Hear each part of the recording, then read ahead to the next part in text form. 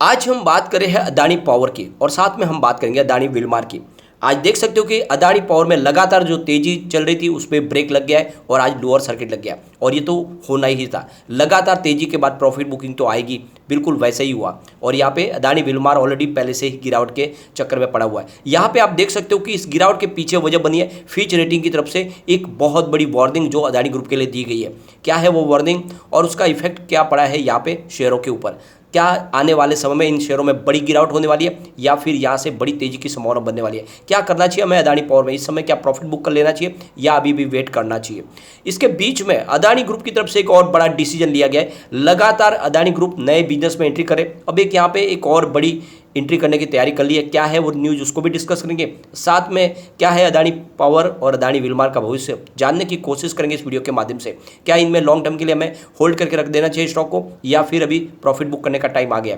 लेकिन फ्रेंड उससे पहले अगर आप पहली बार हमारे चैनल पर आए तो चैनल को सब्सक्राइब कर दीजिए, एक बेल आइकॉन दबा दीजिए ताकि जब भी नया वीडियो बने पहला नोटिफिकेशन आपको मिले। वीडियो पसंद आए तो लाइक से जरूर कीजिए। चलो फ्रेंड्स वीडियो स्टार्ट करते हैं। मैं हूँ आपका दोस्त SB दवे और हमारे अपने चैनल ऑनलाइन कमाई में आपका बहुत बहुत स्वागत है। सबसे पहले अदानी पावर की बात कर लेते हैं। स्टॉक ओपन हुआ 421 पर, लो बना 410 का यानी लोअर सर्किट, लेकिन इसके बीच में 424 की हमें ऊपर की प्राइस भी देखने को मिली, यानी मौका था खरीदारी के अपना प्रॉफिट बुक करने का, लेकिन लोअर सर्किट लग गया। लगातार स्टॉक दौड़ा था, लोअर सर्किट लगना ही था। यहाँ पे आप देख सकते हो स्टॉक ने बहुत ही ज़बरदस्त प्रदर्शन किया है। जब कोरोना काल आया था सारे के सारे स्टॉक नीचे आए थे, उस समय ये भी 27 पर आ चुका था 27 मार्च 2020 को, और ये मैंने आपको लगातार खरीदारी की सलाह दी हुई है। अगर आप पहले से वीडियो देख रहे होंगे तो आपको पता होगा मैंने अदानी पावर और टाटा पावर दोनों में ही निवेश की सलाह दी हुई है। और यहाँ पे आप देख सकते हो कि काफ़ी अच्छा इसने रिटर्न दिया है, करीब 1158% का बम्पर रिटर्न दिया है पिछले 1-1.5 साल में इसने। अगर हम इसकी पिछले 1 साल की भी परफॉर्मेंस देखें तो ज़बरदस्त है। ये 77 की इसकी प्राइस थी 24 अगस्त 2021 को, उस हिसाब से देखें तो 431% का बम्पर रिटर्न दे चुका है स्टॉक। इसके अलावा अगर पिछले 6 महीने की भी बात करें तो 111 के आसपास स्टॉक था, उस हिसाब से इसने 269% का बम्पर पॉजिटिव रिटर्न दिया है। सिर्फ अगर आप देखें पिछले 1 महीने की बात करें तो 291 के आसपास इसकी प्राइस थी 25 जुलाई को, उसके हिसाब से भी इसने 40% का शानदार रिटर्न दिया। तो लगातार पॉजिटिव रिटर्न दिया, बहुत ही शानदार तरीके से लोगों को इसने मालामाल किया है। यहाँ पे आप देख सकते हो कि तेज़ी बनी हुई है और स्टॉक बहुत तेज़ी से आगे भागा। इसके पीछे वजह भी बनी, इन्होंने पिछले दिनों DB पावर का अधिग्रहण किया, तो आप देख सकते हो कि एक और थर्मल पावर प्लांट अपने नाम पे किया और इसी वजह से पॉजिटिव माहौल बनना शुरू हो गया है। क्योंकि आप देख सकते हो कि लगातार यहाँ पे खरीदारी के हिसाब से देखा जाता है कि कंपनी मजबूती से अपने कारोबार को आगे बढ़ा रही है। पिछले दिनों उन्होंने अपने 6 सब्सिडीज कंपनी थी उनको भी मर्जर कर लिया अपने आप में, जिससे उनके खर्च में कटौती हो गई और डिसीजन मेकिंग प्रोसेस भी ईजी हो गया, आसान हो गया। इसके अलावा इन्होंने भी 7017 करोड़ का DB पावर के अधिग्रहण में खर्च किया। एक तरह से आप देखें तो लगातार बिजनेस बढ़ रहा है और आने वाले समय तेजी की संभावना बनती रहेगी। लेकिन इसके बीच में आप देखें तो यहाँ पे क्रेडिट साइट्स की तरफ से एक बहुत बड़ी वार्निंग दी गई है अदानी ग्रुप के शेयरों के लिए। उनका कहना है कि अदानी समूह लगातार बहुत सारे बिजनेस में बहुत तेज़ी से यानी एग्रेसिव तरीके से आगे बढ़ रहे और जिस तरह से वो कारोबार अपना बढ़ा रहे हैं ये एक चिंता की विषय बन गई है। आज अदानी ग्रुप के शेयरों में ज़बरदस्त गिरावट हुई इस रिपोर्ट के बाद में। यहाँ पे फिच रेटिंग की तरफ से जो क्रेडिट साइट्स है उनकी रिपोर्ट में कहा गया है कि एशिया और भारत के सबसे अमीर आदमी गौतम अदानी लगातार अपने बिजनेस को तेज़ी से आगे बढ़ा रहे हैं और इसी पर सवाल खड़े हो रहे हैं। क्रेडिट साइट्स का कहना है कि अदानी ग्रुप जिस तरह से आक्रामक तरीके से अपने बिजनेस को और विस्तार को बढ़ा रहे और इसकी वजह से आने वाले समय में कैश फ्लो की प्रॉब्लम हो सकती है। साथ में अगर कंपनी की बात करें तो कंपनी पे लगातार डेट बढ़ सकता है। जिस तरह से वो बिजनेस अपना बढ़ा रहे कंपनी आने वाले समय में डेट की प्रॉब्लम में आ सकती है, यानी आने वाले समय में उसका कर्ज बढ़ सकता है, साथ में उनके पास जो कैश है उसकी भी कमी आ सकती है। यानी यहाँ पे कहा जा रहा है कि क्रेडिट मैट्रिक्स और नकदी के प्रवाह में दबाव आ सकता है और जिस तरह से लगातार बिजनेस बढ़ रहा है वो आने वाले समय में एक बहुत बड़ी तकलीफ खड़ी कर सकता है इस ग्रुप के लिए। बीते कुछ सालों से लगातार अधिग्रहण किए जा रहे हैं। उनका कहना है कि अदानी ग्रुप ने जुलाई में 1.2 अरब डॉलर में इजराइल में हाइफा बंदरगाह का अधिग्रहण किया। हाल ही में उन्होंने 5G की नीलामी में भी भाग लिया और वहाँ पे भी उन्होंने स्पेक्ट्रम लिया नीलामी के माध्यम से।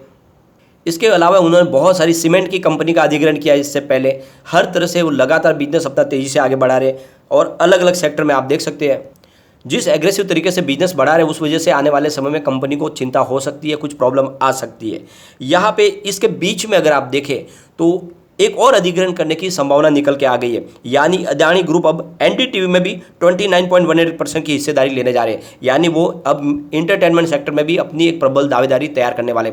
जैसे कि आपको पता ही होगा, रिलायंस इंडस्ट्रीज की भी वाईकॉम नेटवर्क में अंदर बड़ी हिस्सेदारी है, जिनका सीएनबीसी आवाज़ और ये नेटवर्क है, इसके अब सामने अब एनडीटीवी में हिस्सेदारी लेने जा रही है अदानी ग्रुप। तो आप समझ सकते हो कि वो हर सेक्टर में जाना चाहते हैं। और ग्रीन एनर्जी में कंपनी बहुत तेज़ी से आगे बढ़ रही है और पिछले दिनों उन्होंने थर्मल पावर प्लांट का भी अधिग्रहण किया। तो चाहे फॉजिल फ्यूल्स हो या नॉन फॉजिल फ्यूल्स, दोनों में ही कंपनी बहुत तेज़ी से ग्रो कर रही है। इसके अलावा जो इनका बिजनेस है, यानी फाइनेंस सेक्टर हो या फिर जो रिटेल सेक्टर है, उसमें भी तेज़ी से कंपनी आगे बढ़ रही है। बिजनेस को लगातार बढ़ाया जा रहा है और इसी वजह से क्रेडिट साइड ने कहा है कि आने वाले समय यहाँ पे प्रॉब्लम हो सकती है।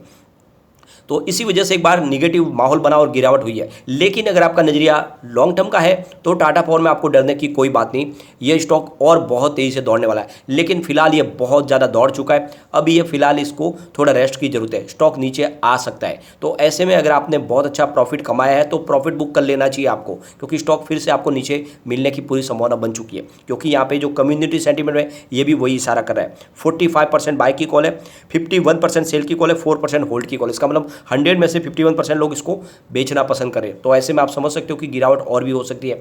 तो अभी अच्छा खासा प्रॉफिट मिल रहा है तो एक बार प्रॉफिट बुक करें, लेकिन स्टॉक को खरीद के रखें। इसका नजरिया आप लॉन्ग टर्म का रखें, ये आपको मालामाल कर देगा। कंपनी बहुत मजबूती से अपने कारोबार को आगे बढ़ा रही है, लेकिन अभी उतना तेजी से जितना दौड़ा उतना दौड़ेगा नहीं। थोड़ा ये समय निकलेगा, ये करेक्शन के मोड में स्टॉक आपको दिखाई देगा और पूरी तरह से कंसोलिडेट होने के बाद फिर से तेजी से दौड़ने को तैयार हो जाएगा। तो ये आपको डरना नहीं अभी। इसके एक बार पिवट लेवल को भी चेक कर लेते हैं। तो यहाँ से अगर गिरावट होती है तो 423 का फर्स्ट सपोर्ट है, ये टूटेगा तो 415 तक जाएगा और नीचे का तो 410 तक जा सकता है। अगर पॉजिटिव माहौल बनेगा तो फिर 436 का फर्स्ट रेजिस्टेंस है, इसको पार करते ही 441 तक स्टॉक जा सकता है और ऊपर गया तो फिर 449 तक जा सकता है। तो कोई डरने की बात नहीं। अगर आपका नजरिया लॉन्ग टर्म का है तो बने रहे, आने वाले 3 साल में ये आराम से 1000 को टच कर जाएगा। और अगर आपका नजरिया 5 साल का है तो ये 1500 का टारगेट दिखाएगा। तो डरने की कोई बात नहीं, लेकिन शॉर्ट टर्म में प्रॉफिट बुक कर ले या फिर आप एक काम करें, स्टॉप लॉस लगा के चले, क्योंकि गिरावट की संभावना अभी बनी हुई है। यहाँ पे चलेंगे अदानी विल्मा लिमिटेड की तरफ। तो यहाँ पे स्टॉक देख सकते हो 689 पर आए, जहाँ पे हमने 4.78% की गिरावट है। अगर हम इसकी परफॉर्मेंस भी देखें तो एक साल पहले ये 268 के आसपास स्टॉक था, उस हिसाब से बहुत ही ज़बरदस्त रिटर्न दिया इसने। 157% का अभी फिलहाल एट प्रेजेंट रिटर्न दिया है, काफ़ी अच्छा रिटर्न दिया। लेकिन पिछले 6 महीने की भी बात करें तो 330 रुपये इसकी प्राइस थी, उस हिसाब से भी 107% का पॉजिटिव रिटर्न दिया है। और अगर हम पिछले 1 महीने की बात करें तो ये 622 के आसपास था, उस हिसाब से 10% का पॉजिटिव रिटर्न है। तो काफ़ी अच्छा इसने रिटर्न दिया है और कंपनी का पोर्टफोलियो बहुत मजबूत है। और पिछले दिनों आपको पता है कोहिनूर राइस ब्रांड को इन्होंने अपना बना लिया है और एक नए पोर्टफोलियो में इनकी शुरुआत हुई है। और राइस में भी अब कंपनी नंबर 1 बनने जा रही है, जिस तरह से एडिबल ऑयल में तो ऑलरेडी कंपनी पहले से नंबर 1 है। तो बिजनेस लगातार बढ़ रहा है, तो ऐसे में आपको इन्वेस्टमेंट करके रखना चाहिए। स्टॉक अपने ऊपर के लेवल से अभी करेक्ट हो चुका है, करीब 760 के आसपास जाके आ चुका है। तो यहाँ पे एंट्री की जा सकती है, लेकिन अभी भी थोड़ा दबाव बना हुआ है। और जिस तरह से क्रेडिट साइड के जो रिपोर्ट निकल गए उसके हिसाब से यहाँ पे और गिरावट की संभावना बन रही है।